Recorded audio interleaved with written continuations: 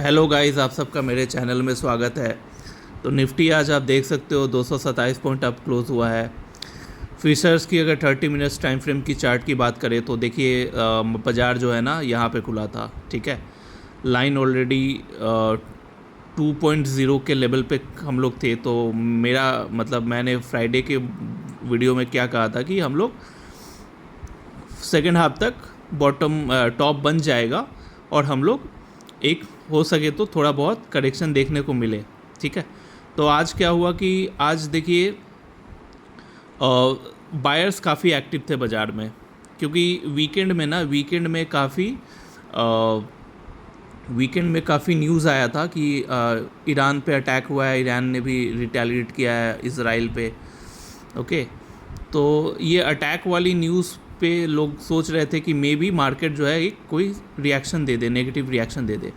But देखिए बाज़ार का एक रूल है कि सेम तरह का न्यूज़ जो होता है ना, मतलब एक तरह का न्यूज़ जैसे वॉर रिलेटेड न्यूज़ अगर फर्स्ट टाइम आता है अनएक्सपेक्टेड वे में, तब बाज़ार बहुत गंदे तरह से रिएक्शन देता है, नेगेटिवली रिएक्ट करता है।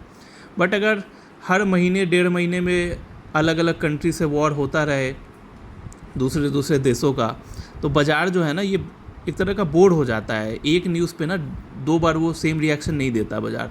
तो यही कारण था कि आज करीबन 3 दिन से सुनने में आ रहा है कि इसराइल एंड ईरान में काफ़ी वॉर चल रहा है, बट बाज़ार जो है आज गिरा नहीं, क्योंकि ये लिटरली बाज़ार जो है ना पहले इस तरह का रिएक्शन दे चुका है।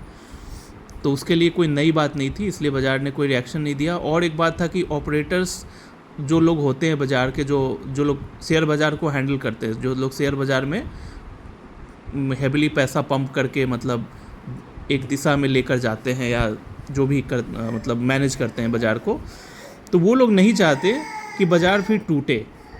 यही रीज़न था कि आज मतलब चार्ट को देख के आप थ्रू आउट द डे आज मैं स्क्रीन पे बैठा तो इतना तो मैं समझ गया कि दबा के आज पैसा डाला गया है ईच एंड एवरी सेक्टर में, क्योंकि ऑपरेटर नहीं चाहते थे कि बाज़ार में फिर कोई फर्दर करेक्शन आए। स्पेशली ये वीकेंड में जो ये नेगेटिव सेंटिमेंट बना था, तो हर किसी को खासकर ऑपरेटर को डर था कि बाज़ार कहीं टूट ना जाए आज हमारा।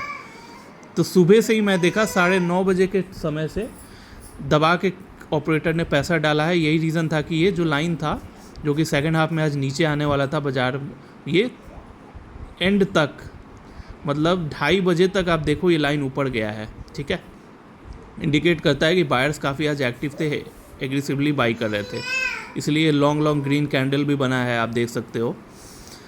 अब क्या है ना कि अब आप लोग पूछेंगे कि देखिए बाज़ार कब गिर सकता है, ये ऑनगोइंग जो ये वॉर वाला जो न्यूज़ चल रहा है, जो वॉर चल रहा है, तो बाज़ार को ऐसा क्या केस होगा जो बाज़ार टूटेगा। तो देखिए सिंपल सा बात है, नॉर्मल रॉकेट लॉन्चर्स वगैरह जो है रॉकेट छोड़ने से या ड्रोन अटैक हो गया, इन सब न्यूज़ चाहे जितना भी न्यूज़ आ जाए बाज़ार नहीं टूटने वाला है। हाँ, अगर न्यूक्लियर अटैक से रिलेटेड कुछ अगर न्यूज़ आता है तो ये बाज़ार के लिए अनएक्सपेक्टेड होगा, तब इस न्यूज़ पे हो सके बाज़ार टूट जाए हमारा। लेकिन अगर न्यूक्लियर अटैक से रिलेटेड कोई न्यूज़ नहीं आएगा तो बाज़ार को कोई घंटा फ़र्क नहीं पड़ने वाला है, बाज़ार ऊपर की तरफ अब जाएगा। क्योंकि देखिए मंदी का 9वां महीना चल रहा है। आप 20 साल की हिस्ट्री उठा के देख लो, मंदी 8 से 10 महीना टिकता है मुश्किल से, उससे ज़्यादा नहीं टिकता। और ऑलरेडी मंदी का 9वां महीना चल रहा है, तो बाज़ार अभी काफ़ी बेचैन है ऊपर की तरफ अब जाने का। ठीक है, अब अगर कल की बात करें कि कल कैसा रिएक्शन होगा बाज़ार में, तो देखिए टॉप बन गया है, लाइन नीचे आना स्टार्ट हुआ है। तो कल हम लोग में भी थोड़ा बहुत 50-100 पॉइंट का करेक्शन हमें इंट्राडे में देखने को मिले, या वो भी देखने को ना मिले। अगर मार्केट में स्ट्रेंथ रहेगा तो वो भी करेक्शन हमें देखने को नहीं मिलेगा। बट इतना श्योरिटी है कि लाइन कल दिन भर ये नीचे की तरफ ही रहेगा, तो सेलर्स का प्रेशर रहेगा बाज़ार में। ठीक है, बट कोई सडन अपसाइड मूवमेंट तो नहीं नज़र आ रहा कल, क्योंकि लाइन नीचे की तरफ जाएगा तो मे बी बाज़ार जो है फ्लैट हो या फिर थोड़ा बहुत करेक्शन देखने को मिले हमें। अब अगर स्टॉक्स की बात करें तो स्टॉक्स में आप देख सकते हो आज हमें करीबन 3 दिन से शेयर बाज़ार से रिलेटेड जो कंपनियां हैं, जो शेयर बाज़ार को हैंडल करती है, मैनेज करती है, जिसमें BSE हो गया, CDSL हो गया, कैम्स हो गया, के फिनटेक हो गया, तो ये सब में सेलिंग देखने को मिल रहा था। तो 3 दिन से सेलिंग काफ़ी हुआ था, 10% 12% टूट चुके थे ये सब शेयर्स। आज फाइनली आज भी सुबह टूट चुके थे, आज भी ये कैम्स जो है 100 रुपये डाउन था, लेकिन फिर वहाँ से बाइंग देखने को आया, बाइंग देखने को मिला, रिकवर भी हुआ 100 रुपये और 138 रुपये ऊपर गया। मतलब डे लो से ये 238 रुपये करीबन कैम्स जो है रिकवर हुआ है। के फिनटेक के साथ भी वही हुआ, काइंसटेक भी वही हुआ। ENY ने कोई रिपोर्ट लाया है कि EMS सेक्टर जो है, इलेक्ट्रॉनिक मैन्युफैक्चरिंग सिस्टम है, वो करीबन 5-6 सालों में इंडिया का वो काफ़ी ग्रो करने वाला है। मतलब 100 बिलियन ऐसा कुछ सुनने में आ रहा है कि 100 बिलियन समथिंग कुछ USD इनका हो जाएगा, उतना मतलब डिमांड रहेगा। इलेक्ट्रॉनिक्स मैन्युफैक्चरिंग सिस्टम से रिलेटेड जो कंपनियां हैं, यही न्यूज़ की वजह से क्या हुआ कि आज काफ़ी बढ़ गई सेकंड हाफ में। काइंसटेक भी काफ़ी डाउन था, लेकिन रिकवर भी हुआ एंड 2% से ऊपर की तरफ क्लोज हुआ। भारत इलेक्ट्रॉनिक्स देख लीजिए, वॉर चल रहा है तो ऑब्वियस सा बात है, ये भारत इलेक्ट्रॉनिक्स हो या HL हो या BDL हो, ऐसे ये जो आर्म्स एंड एम्यूनिशंस मैन्युफैक्चर करते हैं, इन सबको काफ़ी ऑर्डर मिलने वाला है। इंडिया से भी ऑर्डर मिल रहा है और ग्लोबल कंट्रीज़, फॉरेन कंट्रीज से भी इन सब कंपनियों को ऑर्डर मिल रहा है। यही रीज़न है कि ये आज 2.5% अप था। और अगर दूसरे शेयर्स की बात करें, आप देख सकते हो श्रीराम फाइनेंस भी है, ये 9 रुपये अप था। मतलब नॉर्मली आप देख सकते हो जितने भी, मतलब मेरे वॉच लिस्ट में करीबन 80 से 90% जो शेयर्स खोल कर रखा है मैंने, लगभग सब आज ग्रीन में क्लोज हुआ है।